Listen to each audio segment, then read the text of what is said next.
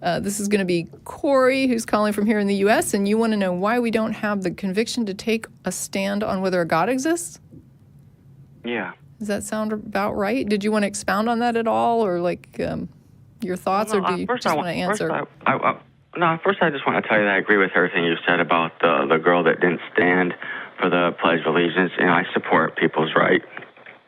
And that last caller, he sounded like a really nice guy, and there is etiquette you use on the street. You don't just run up to pregnant women like, hey, can I lay my hands and, Right. on you and stuff. Oh, at least you would ask, right? I mean, you're saying It seems weird to even ask, but there are women who are pregnant who were like, people come up to me and just grab my stomach or my, near my pelvis. It's like completely bizarre.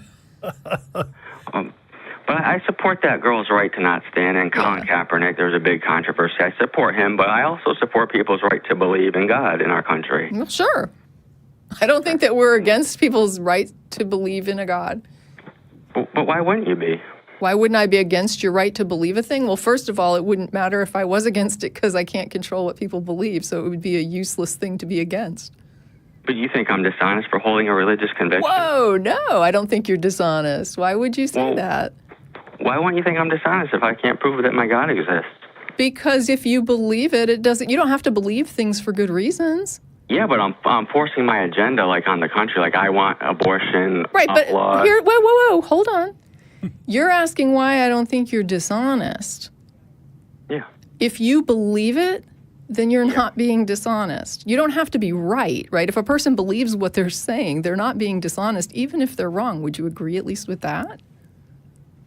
Wait, say that again? If a person believes a thing, even if they're wrong, that's not dishonest. Correct? Right. Okay, so if you believe it, I'm not going to call you dishonest for what you actually believe and if you believe that it's your job to promote it, you're not being dishonest. You're doing what you believe is true. Correct? Right. Yeah. True. Okay. So we're good? So we might disagree on certain things, but maybe we can agree on some of those things. Yeah, I mean... Go ahead. Sure. Go ahead. But if I can't prove, like you say, that I have a burden of proof that if I believe in God, and if I can't prove that God exists, does that mean He doesn't? No. Okay. But it does raise the question of why would you believe a thing that you don't have evidence for? Right? Yeah, I mean that's what we generally ask is what do you believe and why do you believe it, and do you care if I didn't have any evidence. Oh, no. Yeah, I understand that. I'm saying what we usually ask is what do you believe, why do you believe it, and do you care whether it's true or not? Yeah, what I believe is I'm a Bible-believing Christian. That's what I believe. And why I believe it is because I choose to. Could you choose, if you were standing on a tall building, to believe that you could jump off and not die? Well, is it possible to defy the law of gravity? Not that I'm aware of. Well, I could throw a pencil off the Empire State Building, and if I tied a helium balloon to it, it wouldn't necessarily go down. But it's not defying gravity. There's actual physical laws that explain how that works within gravity too. But what I'm pointing out is I don't think it's sort of a choice for me whether I would believe I'm going to die or not if I jumped off a skyscraper. I don't think it's a choice. I reject the idea that beliefs are choices. I think that you are either convinced of something or you're not. No. Let's put that to the test then. Mm-hmm. I just did, right? I said I was going to... I did put that to the test. Well, let me put it to the test. Let me put it to you in a different way. Do you believe that God exists? No. No. Okay. Well, okay. Do you care if that's true? I guess it depends So on what my lack of belief is true. Okay.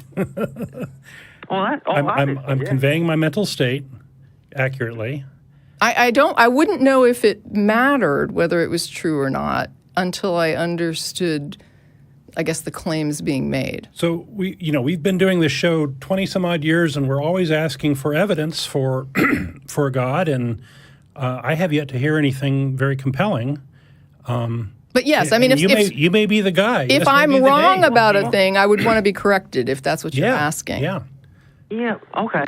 But you're not claiming that there is no evidence. You're saying there's a lack of evidence, and that's a big difference. Let me just say there's a few ways that people look at this, and it depends on kind of how you look at it. Some people say that evidence that is uncompelling or irrelevant isn't really evidence at all, and other people say it's poor evidence.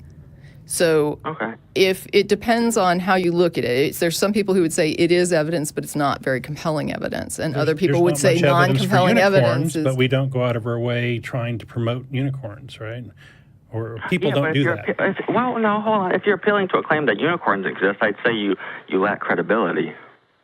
Well, no. I think what Don is saying is that if you don't believe a unicorn it's like kind of asking me if unicorns really did exist and my lack of belief was incorrect, would I want to know? And the answer would be, yeah, I guess I would. I mean, if somebody wanted to show me, the traditional unicorn that really is there, not just like a goat with a single horn. I've seen those before. I'd be interested, but I don't know that it would change, or rock my world. Right, but that's like saying like leprechauns too, right? Sure. Yeah, it's exactly like that. And like for us, that would be the same as saying God. Well, yeah, but that's a category error, I think, and here's why. Because if Matt Dillahunty were challenged, hey, will you do a debate on the existence of leprechauns? He would laugh at that. He wouldn't take that on, but he'd do it on God. But you're lumping him. No. I'm lumping it in this. No, you got to understand. It's categorized for us because we see them as equally likely to exist based on current. Based on current evidence, we see them as being in the same category as far as our assessment of their likelihood of existing. Now, what you're talking about? What you're talking about is whether Matt would make a decision to debate this, and that has more to do with the impact on the society. So if you're asking us, do religious claims or do claims of God impact society in a much greater way than unicorns or leprechauns, I would say correct. It does have a bigger impact on society. But if you're asking, do I see any reason to believe it from a category, like if I was going to categorize it with leprechauns, fairies, unicorns, to me, it's very similar. It's just the difference is that more people believe this thing, but I don't see any greater reason to believe it. Okay. Okay, that's fair. Thank you. I appreciate when you listen and we converse. And I think that's good. I think there's progress being made in this conversation. Yeah. All right. Well, you guys have a nice night. Okay. Well, thank you for your call, Corey. We really appreciate it.